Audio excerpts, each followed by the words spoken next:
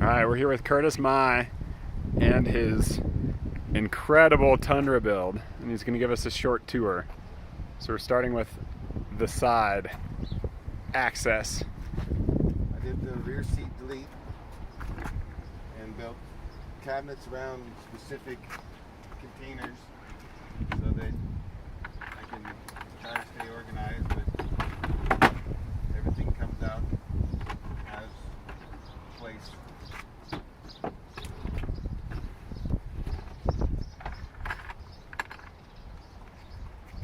And nobody makes an attic for the Tundra, so I ended up with a soft storage attic that I can stuff all my jackets away, so finally I have a place for all of them. But nobody makes one for a Tundra. Well, there's really nowhere to hook them up, so you can't do those elastic attics.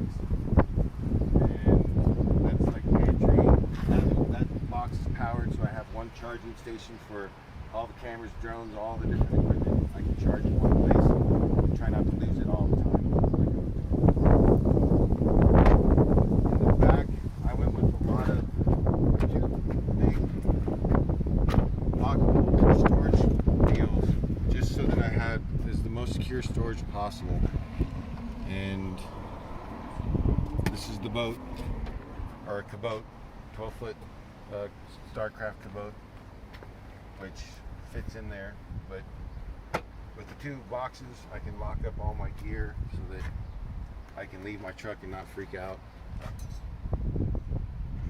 And it's pretty crazily redundant electrical wise. I got shore power. I got an additional DC-DC charger so that I can charge the batteries for the boat from my main system over there.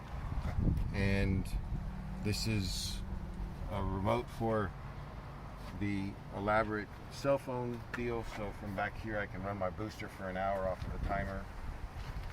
And you've got a lot of daisy chain stuff that's really slick. He leaves his bed out full time. I didn't get the tape on film. I hadn't finished that. Huh? I hadn't pulled all that tape out. I spaced it.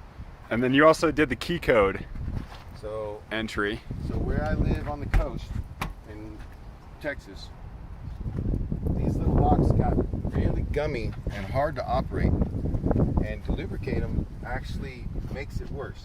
So what I did was, with linear actuators, I built the case for them and made a strike plate that went into the frame, then used the 2-channel keypad so that this throws a bolt on all 3 hatches simultaneously, and one code locks all 3 doors. So then I can leave them open all the time, lock them when I'm away from the camper, and it makes it so much easier. Even when they're all keyed the same, it's just in a corrosive environment, these locks were the first thing that I had a problem with. I haven't had hardly any problems with the camper at all, but those were acting up within a couple of months from that salty air, and they just get gritty. And first time I tried to lock the entire camper, it took me 30 minutes to get all 6 locks to lock. And so I worked around it, and I made some little robots. And how much awning do you have on this? So I used to be 1/267th of an acre of awning. Now I have 1/200th of an acre with this. I have a 180 OVS on this side and a 270 OVS on the other. And it's, however, I did the math, and it's 1/200th of a square of an acre of shade when it's all deployed.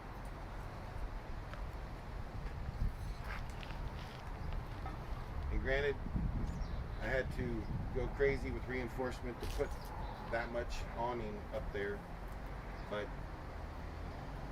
these awnings are so much easier for one person to use versus like an ARB. I've had ARBs, but one person deploying those in a windy environment is difficult, if not dangerous.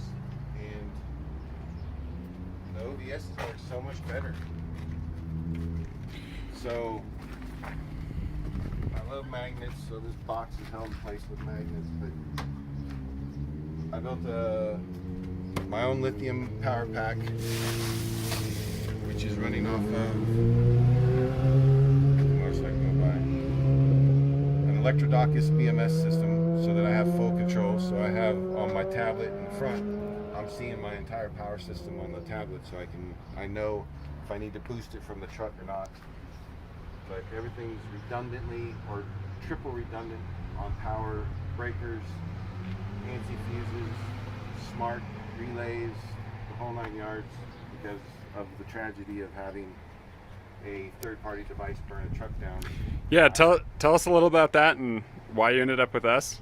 So I had a Go Fast prior, and I had a third-party switch device that was smart. We're supposed to know when the truck came on, and it was supposed to turn itself on. Well, it wigged out, caught my truck on fire, burned my truck to the ground. I hadn't even gotten insurance on the camper yet. I thought I was covered with the truck. Took a massive loss, and quite frankly, same day my truck burned down, I put a deposit down on a Go Fast. Then came across, I believe it was one of Chris's build on Overland Bound or one of those websites, and saw this, and it was the straight wall it's a whole different deal. Go Fast they've got their niche. This is a different thing, and I would never go back. It's straight walls, all my wiring's inside my walls, everything's behind everything, and I'm not I dedicated my truck to the camper, so I'm not trying to do too many things with it, then overbuilt everything. But this is the design if you're spending a lot more time in the camper. The Go Fast is a great camper, I liked it. It's an excellent weekend camper, but to live out of it would be a whole different ballgame.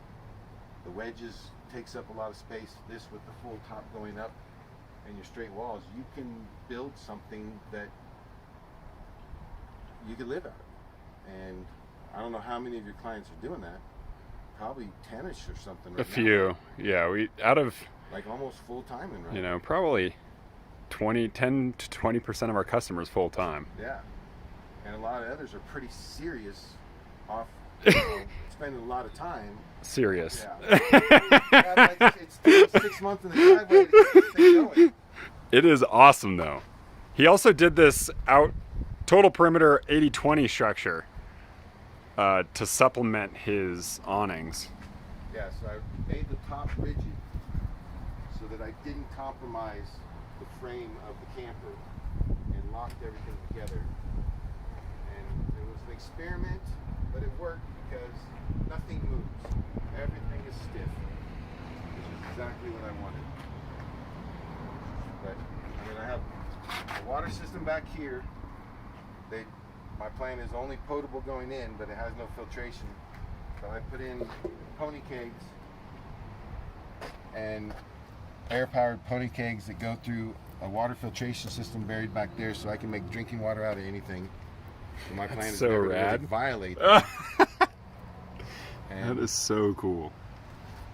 And then have a place for all my backpacks to clip into. Pelican box, a lot more stuff up in. This is the lithium pack I built for the boat. So this is a massive amount of power inside of a small little box. I'm not even sure how far I can go. I went a long ways, several miles, and it didn't even seem to dent it. So. And what's this little port on the side that you were explaining to me? What are all these, I guess? So I put SAE plugs. These are really hard to get out, but so I have external power. So under the awning, I could run power out to lights or do anything like that with SAE plugs, and then they're switched inside to turn them on so that they don't get water in them and blow fuses while driving through a storm or something. And I put a complete water system in the back. Here's one external port. There's another port outside when the tailgate's open. One's inside in case inclement weather I can actually access water. I had extra Baja design lights, put those on the side. I have motion activated lights up on top with camera mounts also, and this was because of one of your customers. I know her name is Red Dog Productions, but when she put the cameras out filming when she was camping by herself, weird things happen when you wake up and there's stuff moved, and I want to know who's doing it. For sure. Maybe I can get footage of Squatch, you know.